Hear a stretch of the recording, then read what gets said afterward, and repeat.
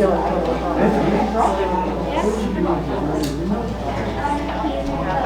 he's hiding in the other room. He's not a fan of public things. Yeah. Better one-on-one.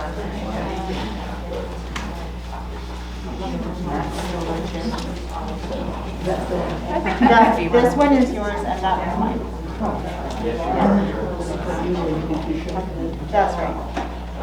Now, how are you going to get in there without that one? I'm curious.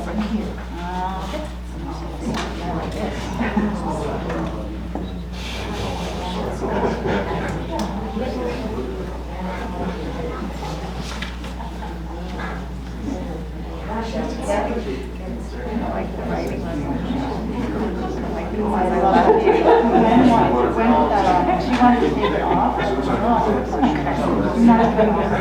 think that's great.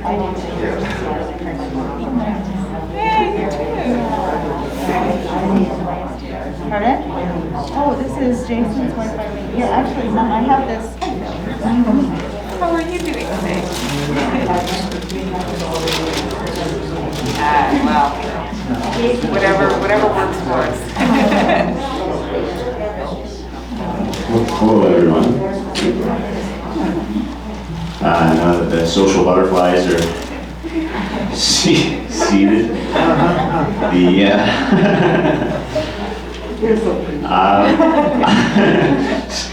I'm Jason, David's older son. Gavin and I would like to thank you all for making the journey to say goodbye to Charles James David Fox.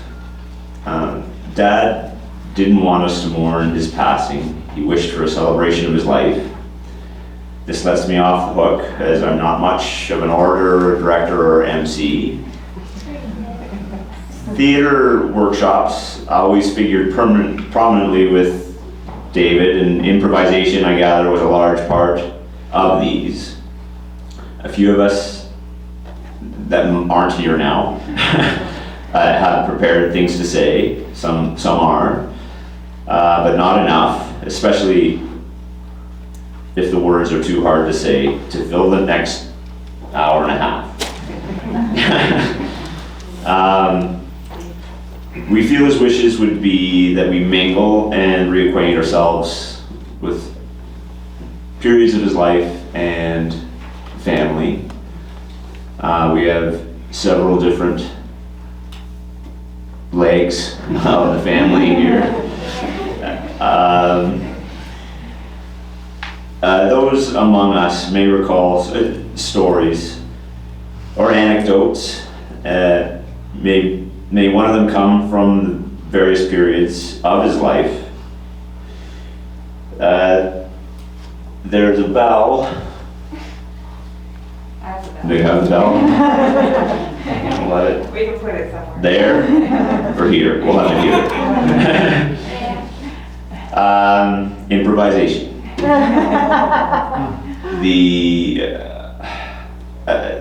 To call attention to ourselves, to everyone as they're talking to one another, to listen.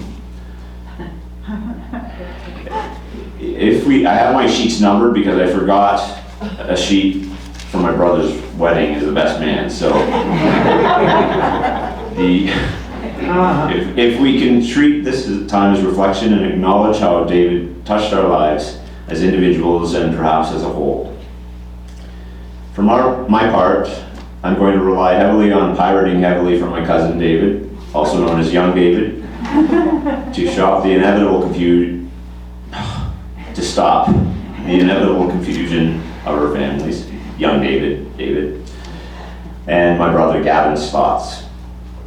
On the memorial card, the lyrics of The Impossible Dream from Don Quixote, the play and musical my dad directed while teaching and dallied with periodically through his career.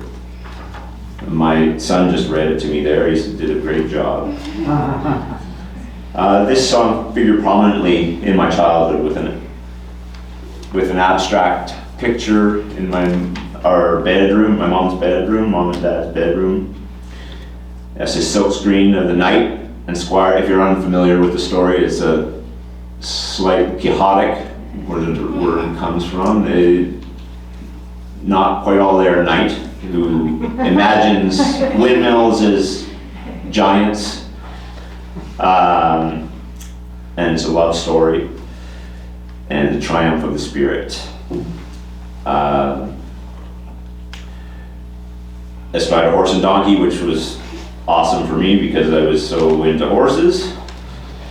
In my parents' bedroom, and a record player that they had a copy of crackling out the songs in our living room. I particularly love this song, the Impossible Dream, on a memorial card, who Don Quixote gasps out triumphantly in the ending solo as the hero passes. Oh, here we go. Dad epitomized the path, to me, less traveled. I feel this figured highly in my particularly dubious equestrian path that pushed me away from the city of Toronto at a young age. I'm sure he was worried when I left. My mom as well supported me. But let's face it, in a time of career paths that make monetary conventional sense, Dad didn't have a leg to stand on. But support me he did. Young David wrote me and mentioned Theodore Roosevelt's The Man in the Arena, reminded him of both our fathers, Bob, Uncle Bob, and David. And as I'm not up on my Roosevelt reading, I Googled it. And I'd like to read it now. I asked him permission for this as he could read it now. Would you like to read it, David, or you're good? It is not the critic, man in the arena. It is not the critic who counts, not the man who points out how the strong man stumbles, or where the doer of deeds could have done them better. The credit belongs to the man who is actually in the arena, whose face is marred by dust and sweat and blood, who strives valiantly, who errs, who comes short again and again, because there is no effort without error and shortcoming, but whom does actually strive to the deeds, who knows great enthusiasms, the great devotions, who spends himself in a worthy cause, who at the best, in the end, the triumph of high achievement, and who at the worst, if he fails, at least fails while daring greatly, so that his place shall never be with those cold and timid souls who neither know victory nor defeat. Bravo, young David. And finally, I'd like to quote my brother, Gavin, who wrote a lovely passage on my dad's archenemy, the internet machine, the computer, to which I wholeheartedly agree. Rewards, challenges, strength, laughter, knowledge, generosity. You gave my life more of everything, and it won't be the same without you. Love you, Dad. 1941 to 2021. And in the same way as Dad would sign off on his written letter of correspondence with my family, my own family, love you, Dad / David / Grandpa. So this is where we have no more structured lecture. If we would like you to mingle, this is where Dad would not want everyone to sit and listen to something. He wanted people to talk. The seats are here to sit on. Nancy, would you like to do your reading now, or do you want to wait until later? And then as the words come to you, you can come up. No.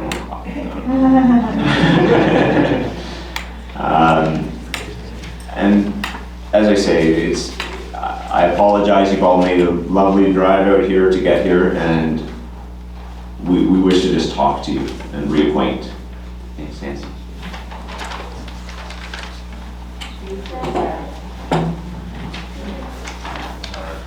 I take this off gladly. I want you to know, Jason and Susan and the rest of the immediate family, how much your family has meant to ours. And I think it's over all of the years, and it's shown today in that our family is here, complete, with only one exception. We've come all the way from Toronto, or from Meaford in one case, but there's only one person missing, and that's unusual because there are so many of us. But that is Fred's youngest and Kathy's youngest, Barbara, who moved to Germany this summer. And I wrote to Barbara and told her about David. And I just want to say her first response was, "I am so sad today. He meant so much to me." And I remember the support he showed when I last talked to him at a large family gathering, which we brought a picture today that we can leave with you, of my 90th birthday. And their daughter, Barbara's daughter, Meg, is hoping to go into acting as a career. And David has been so supportive of that and helped Barbara in their family support of Meg's decision.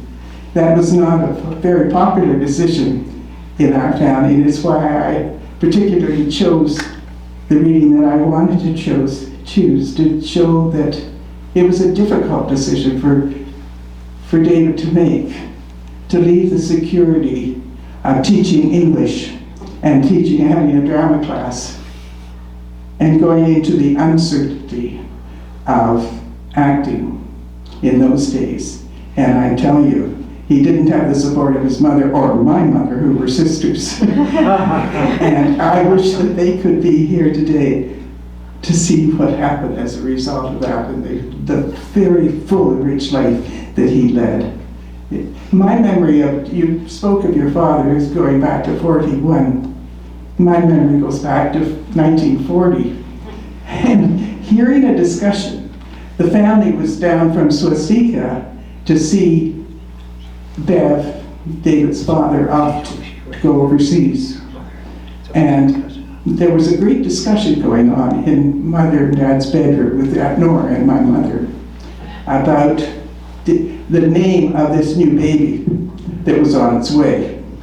And I don't know whether you've heard about how much the name Charles James meant to the Fox family. That Charles James Fox was a great Whig statesman back in the 18th and early 19th century, and it was tradition in the Fox family to name a child after him. And Aunt Nora was not about to name her baby Charles James, but she was successful in her first son, Robert William. But the family were persisting, and finally David, although she would never call him Charles James, David became the third name of her second son. And it was at that point, I was telling Jason, that I discovered something about pregnancy. I had no idea until I heard the discussion that there was a baby on the way. I was all of 11 at the time.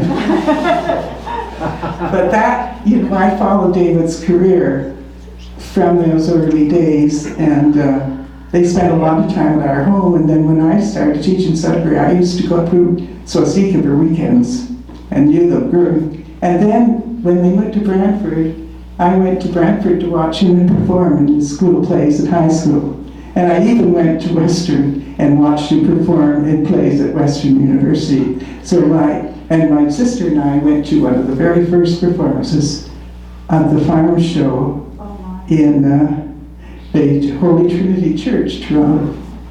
And I remember meeting Paul Thompson ahead of time, and he was telling me that your father was a little bit nervous. And so I was very nervous for him, but we've followed his career in acting through all these years. So my choice for the reading was The Road Not Taken by Robert Frost, one of my very favorite poems. Rather than high school teaching, he went into acting. Two roads diverged in a yellow wood, and sorry I could not travel both and be one traveler. Long I stood and looked down one as far as I could to where it bent in the undergrowth, and then took the other.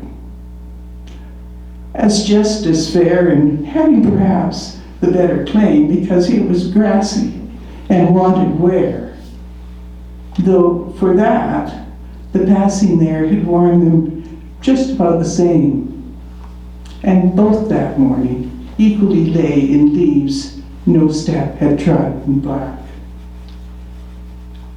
Oh, I kept the first for another day, yet knowing how way leads into way, I doubted that I would ever come back.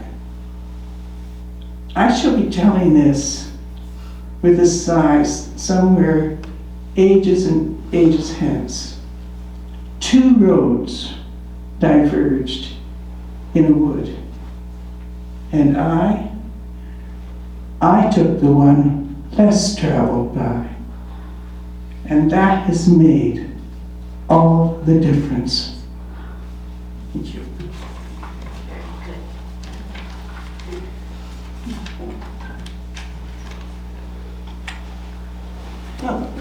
So you're going to take over from me.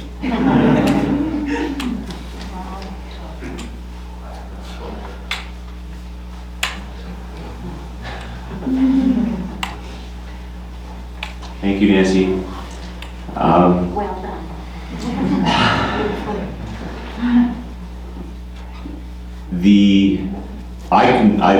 So several people have not been able to make it, and they had stories to tell.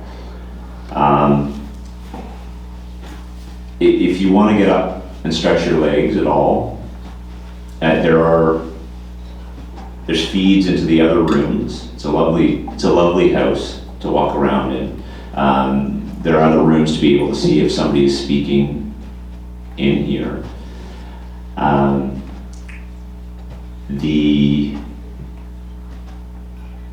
I'll tell you one, and so Peter Addison, who went to school with my mother, Barbara, and Dad, he had a story of, and I've known this as well, and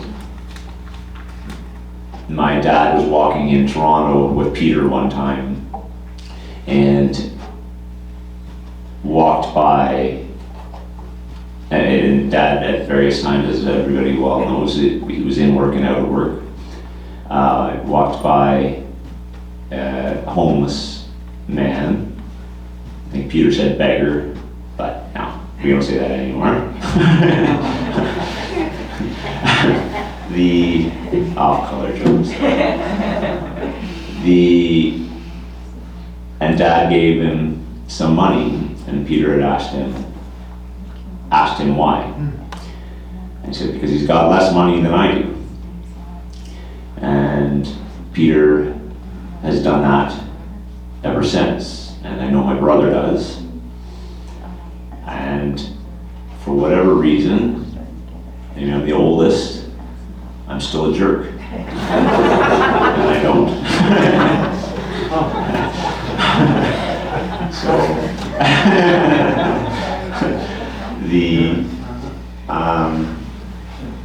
That was one of them. But as I say, if anybody wants to go to the washroom or have coffee, we have to stay off the carpet with coffee, not off the carpet in general. If you have water, or I think water might be okay, but coffee or drinks are in the back room next to the washrooms, so we have to stay there with them. But should you, again, as you see the ad hoc affair, you are extremely welcome to have a say at the microphone. I have a story that my mom told me about, I don't know whether you'll remember this one. Want to ring a bell? You can tell me. Get in the spirit. Now, can I take my mask off? and ask- Yeah, you're allowed to. And you can take off your mask to talk into the microphone. Yeah, I'll probably make it. So I'm Catherine Stevenson. I'm David's sister's daughter. So this is a story that Mom has told many times in many different contexts. And it happened when we were visiting Toronto and we were watching Uncle David in theater in High Park, Dream in High Park, and he was doing, I think it was King Lear that he was doing. And so we were sitting on the hillside because that's where he sat to watch the show. And Mom, we had a blanket spread out, and there was a homeless person who was sort of starting to work his way into the crowd. And people were starting to feel uneasy. And Mom was starting to feel uneasy, which is very uncharacteristic of her because Mom is, not that this, I don't want to make it about you, Mom, but basically, Mom is very open to getting to know everybody. She has no interest in status whatsoever. So anyway, but she was nervous, and this person, she was nervous, and so as this person got closer, she was starting to get very edgy, and then all of a sudden, a spark of recognition hit her, and she said, "That's my brother." And the way that she then internalized this event was that she cared. Okay, that's not what you're supposed to do. She internalized this event such that she would tell this story in the context of being open to people in general, having, because instead of just seeing this as a person, she recognized that this was she saw then when she recognized him, was the whole life of this person, and she knew him and she felt connected. And so she then realized that everybody has a whole life, and just because they have an appearance that makes you uneasy. So that's sort of a tribute to you as well, Mom, that it was a really significant event that involved Uncle David.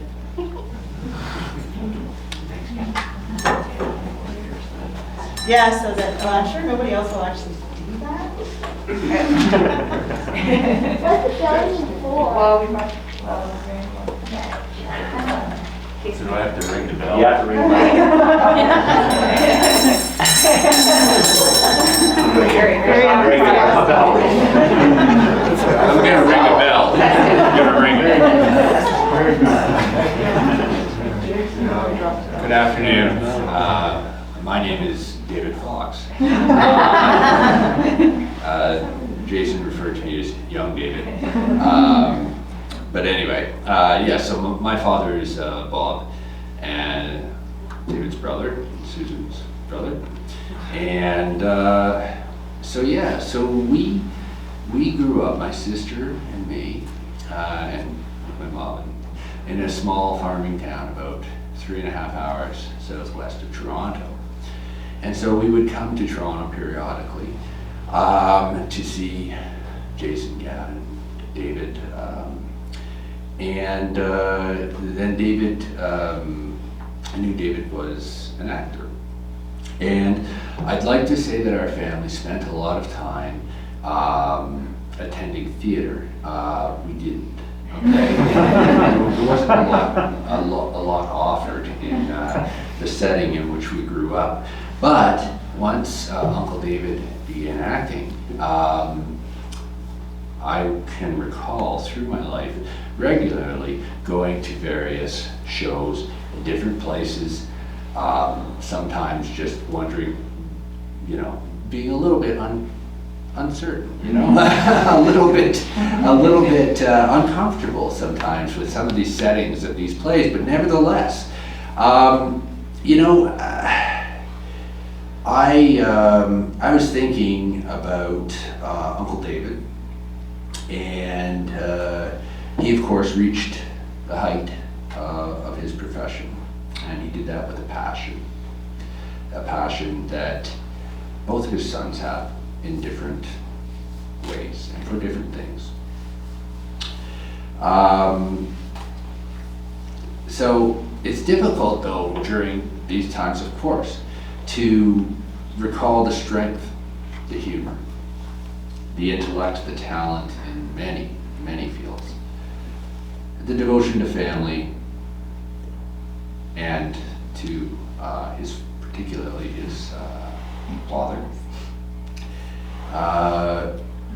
the empathy, the humanity, and the strong core values, which I think we all see, but I certainly saw in Uncle David, particularly as I've aged. And despite his fierce distaste for my political leanings, so I was thinking about Uncle David, and there's one thing that one particular thing that came to mind. There's many things, but one in particular, and it was a play that took place in London. So London's close to where we grew up. So it was at the Grand Theatre. It starred Uncle David, who played Walt Whitman during the Civil War in the United States. And there was a young soldier who played alongside Uncle David. He played alongside Uncle David.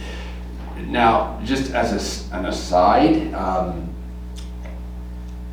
that young soldier at the very beginning of the play, I understood, came swimming out of a pretend lake, and he didn't have any clothes on. He didn't have any clothes on for most of the production, so it was just a little bit unnerving, but nevertheless, we got past that. Okay? This Uncle David and a naked guy sitting in a tree. I didn't normally have these experiences. Anyway, beside Uncle David as Walt Whitman, there was a young soldier, and over the course of the production, the audience gradually understood he would be fatally wounded from the war. The soldier died, and Uncle David, as Walt Whitman, delivered an impassioned, raw, and full-throated soliloquy in which he denounced the war and its terrible cost in the tremendous loss of so many young soldiers. And I can remember him center stage, spotlight directly on him, the rest of the stage unlit. And he took a hold of that audience. And he made them feel what Walt Whitman felt, the despair, the anger, the brilliance. I recall the amazement that I felt at how your father, Uncle David, commanded the audience to both think and feel. You could have heard a pin drop as he finished. Nobody moved. And I began to understand the power of art, theater, and Uncle David's tremendous talents. That strength, that passion, that talent. David Fox, center stage. That is what I remember about my Uncle David. Thank you. Better ring the bell after too. No.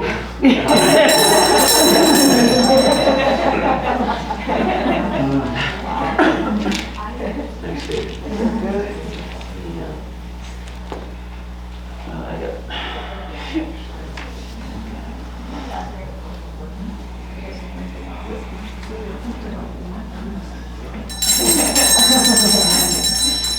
So this is a story my mom wanted to tell. Maybe Aunt Lynn and Uncle Bob and David and Elizabeth could all tell the same story, and we shared this discussion on a Zoom, I think, a while back, and I hope I'm not taking anybody's story doing this. But I think it was it Point Peely, the Schroeder story? Oh, I think it was Lake Erie. Oh, that's Ron Lake Doe. Erie. That was Ron Doe. Sorry? That was Rondo, Lake Rondo. Erie, yeah, Rondo. Remember the t-shirt, yeah. We were walking, we were out for a family gathering. The family gathering was figured fairly largely. My mom, Aunt Lynn, and Uncle Bob, Elizabeth and David, and Gavin and I, we were quite young. And I think it was just Schroeder at that time. Was it two of them? Trinket too? So Trinket was a very small miniature schnauzer and miserable.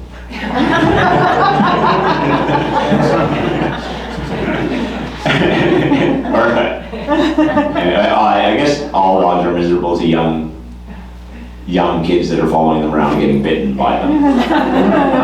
But that maybe one person's miserable as another person's, well, yeah, of course, you're gonna get bit. Actually, I don't think she ever bit me. Schroeder Was miserable. was miserable a little bit. Well, Schroeder could have meant business. But and Schroeder took it upon himself to go out on the lake ice.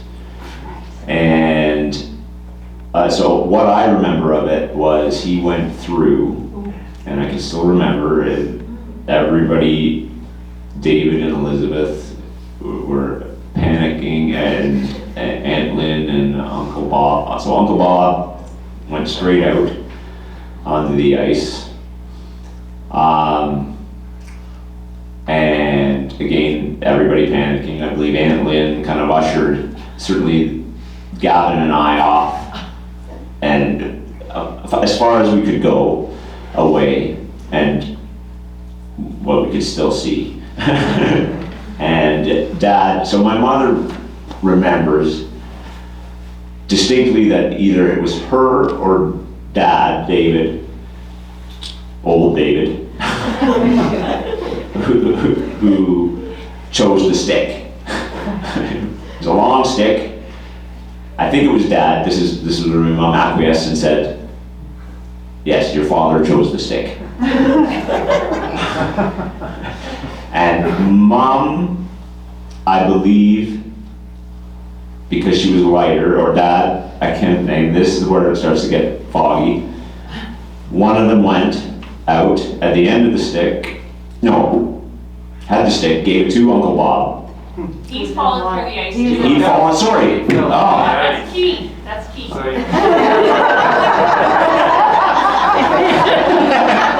In other words, this guy. Here, David. Pretty well. This is true.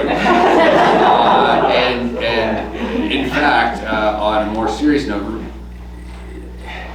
Jason's mother and father actually, more than just saving Schroeder, a standard schnauzer, who was miserable, very possibly saved my father's life, in fact. We were at Rondo, it was the middle of winter, I had no idea why we're walking along the beach at Lake Erie. The lake is frozen, yes. I have no idea why the dogs are off leash. You're from Swastika, that's why we were. My parents never had our dogs off leash because they would bite people and we'd get in trouble. So yeah, Schroeder's a standard schnauzer. Schroeder ran out onto the ice. Okay, and he got a fair ways out and then he fell through. Okay, so now Schroeder has got one paw up in the ice and is paddling like this. So then my dad, now, his northern roots must have just been lost in his care for his dog, because what he did is he walked right up, okay? Now, he fell through. Yeah, he's great for a dog. Oh yeah, you almost missed that one, didn't you? He fell through. Now, Aunt Barb and Uncle David did whoever got the stick, I don't know. They did the right thing, which was they walked out a ways and then they lay on their stomach and moved towards, to spread the weight out, moved towards where my dad and Schroeder were in the water. So they, whether it was a stick or I don't know. It was a stick.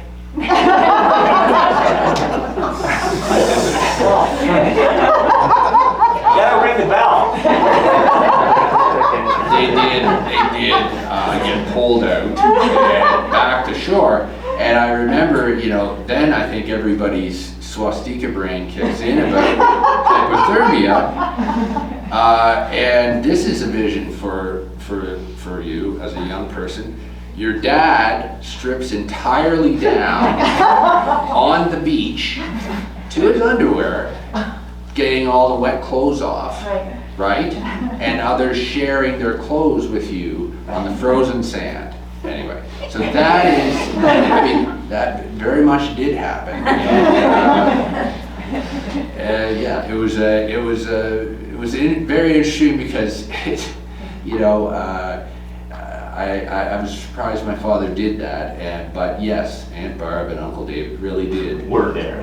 They really did. Laughter aside, they really did pull our father out of the icy water in Lake Erie and Schroeder.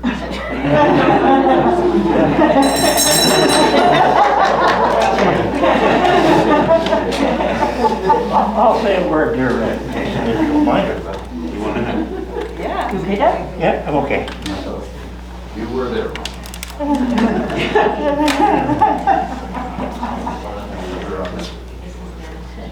We were all there.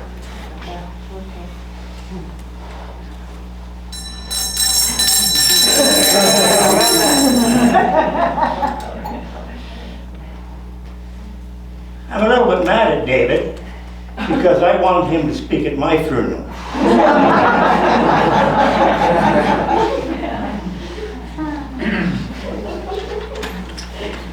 Anyway, I'm okay. I'm from Swastika, and my name is David Watson, another David.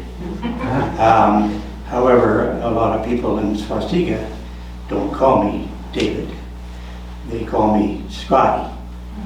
And probably the reason they was called Scotty is because it took my parents a long time to name me. And there was a woman on the street said, because your father is from Edinburgh, I'm going to call you Scotty. So I probably had Scotty before I had David. And my wife asked me the other day, she said, when did you first meet David? And I said, well, it's a long time ago. And I really can't recall, but it might have gone like this. My mother always wanted kids out of the house, and I'd been born probably 12, 13 months before that. So she said, you go outside, get some fresh air. You need some fresh air. So I went outside and I walked down the street. And the arithmetic might be a little bit off here because I'm going to say that I met this fellow sitting on his front step, doodling, and writing stuff. But the arithmetic, if I say I was 13 months, well, David was 6 months younger than me, so that probably fails a little bit. However, I went up to him and I said, I'm David McAllister Watson. Well, he said, well, I'm Charles James David Fox. well, Chuck, let's go and play some hockey. He said, it's the middle of summer. He said, you're in Swastika, you play hockey all year round. So David, being a gamer, he said, okay, we'll play some shinny. And so he got away from his doodling, and I said, well, you'll get back at that when you quit teaching high school. You'll get back into doodling and doing stuff. So anyway, David and I became very good friends at a very early age. And I recall, I think it was his, it would be his 4th birthday, so it would be March of 45. And we'd probably just come back from eating Nora's banana cake with fudge icing that thick. And of course, at that time, she would have put in nickels and maybe the odd dime from her pennies wrapped in wax paper, and you would find all these goodies in the cake. Well, it was after, I'm not sure where Susan was at this time. She might have been observing what was happening. But we went outside, and there was a shed next door, Miller's shed. And for some reason, we as a bunch of 4 and 5-year-olds thought we'd go up and climb up on the top of this shed. And well, it just so happened that I fell off the shed and actually ended up cracking my skull. However, that's what it was handled quite well by the local doctors and whatever. But I do remember David's 4th birthday. I believe it's his 4th birthday because I can't remember why. Anyway, David and I were good friends, and good friends till, well, we're still good friends. Still good. And we would, but I spent a lot of time at the Fox House, as Susan could attest to. And I got to know Bob and Susan as well as didn't know David's father too well. However, I did meet him on a number of occasions.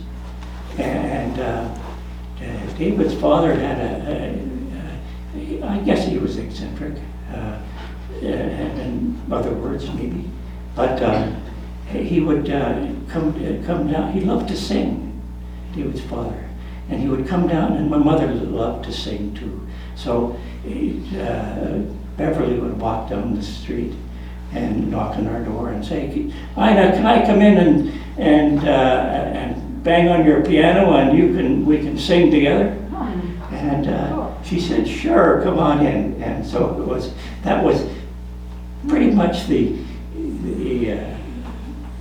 extent of Beverly's interaction with maybe Swastika people. But anyway, David was better than me at school. And so he was born in March. I was born in September. So I was a year ahead of him, starting out school. However, 90% of the kids in Swastika at that time seemed to get take 2 classes or 2 years in 1 year, and but I was part of the 10%, so I caught up. So David caught up to me as far as school was concerned, and there was a lot of good times in Swastika, and Bob being the athlete in the family, David would say so. But I contest that because David was always a gamer. It didn't matter what it was, because we were playing shinny here one day, and we needed a goaltender, and David I think had torn ligaments, so he was in cast, and he said, "Well, I can play goal." And I said, "Well, you better put them in pads." He said, why, I've got a cast. So he was always up. And later we talked about being a gamer. When he and Brooke came to visit one time at our place out in Mississauga. I said, well, let's go do some skiing. David said, well, I don't know if I've ever put on skis before. Well, I said, well, it was always the first time. And of course, Brooke didn't matter what bit of sport was around, she was an expert in just about everything. And so she laced on her skis and waded down the hill. We got the skis on David, got on the top of the hill, and released them, and away he go. But he got to the bottom of the hill without falling, and he went back up again. So he wasn't afraid of doing anything. He would try just about everything. So I'm kind of running out of steam here, folks. But I just wanted to come back and see some of the people, see Jason again. Met him as a young kid in Hamilton Street. He and Gavin coming a year or so later. Enjoyed visiting Barbara and Jason and Gavin.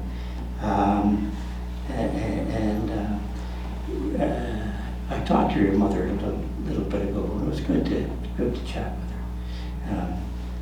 But I just wanted to say farewell to David and the people that David brought to the table. They were always enjoyed them, and the people that you meet through other people enrich your life. And I got a great deal out of David's friends and family, and enjoyed them so much. So that's a little bit of reminiscence from Swastika. Thank you very much.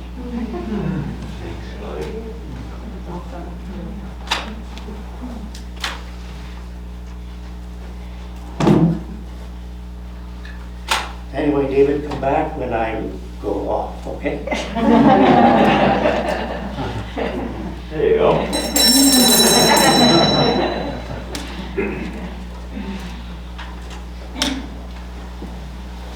Thank you, it was lovely. Thanks, Susan.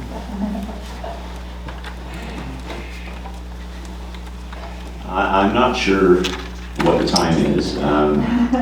If anybody wants to go take a break, or if they come up with anything that they want to say while we're mingling, we might be running out of time a little bit, I'm not sure. No, we're not running out of time. We can make it whatever time you want. But as I say, if you want to have a coffee in the back room and stand up and stretch your legs and stretch your back and talk to one another, that would be lovely. And if anybody comes up with something, the bell's right there. Right, as I say, we can mingle around the other rooms, and if anybody has something to say, we'll be able to see you in another room. You don't have to all rush back here. Okay?